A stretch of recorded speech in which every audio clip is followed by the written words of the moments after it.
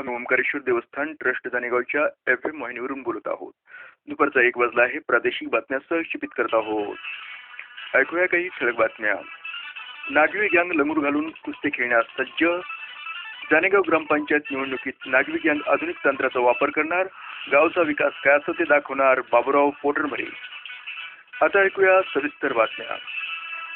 सत्ताधारी पक्षाला निवडणुकीचा फडात लोळवण्याकरता नागवी गँग लंगूट घालून सज्ज असल्याची माहिती गँगचे अध्यक्ष सदा नाईके यांनी आमचे वार्ताहर गोविंद बापू कानकापे यांना दिली. सत्ताधारी पक्षाच्या हालचालीवर निरीक्षण करण्याकरता नागवी गँग आधुनिक तंत्राचा वापर करणार असून मुख्य ठिकाणी CCTV कॅमेरे आणि 18 FM ट्रान्समीटर बसवून असल्याची माहिती लिंबा मॅकनिक यांनी आम्हाला दिली. मतदाराला घरी बसल्या तर रेडिओ, मोबाईल, टीव्हीवर मतदान निकाल पण आता पाहता येईल. गावचा विकास काय असतो ते आम्ही दाखवू. ज्यांना 5 वर्षात मंदिराचा कळस बसवता आला नाही ती गावचा विकास काय करणार. बाबूराव मोटरभरे यांनी एका मतदार मेळाव्यात बोलत होते. दिवाळीच्या पहिल्याच दिवशी पहाटे लाईट गेल्यामुळे महिलांची फारच खोळंबा झाला आणि त्यांना खूप संताप करावा लागला असे आमच्या वार्ताहरांनी कळवले आहे.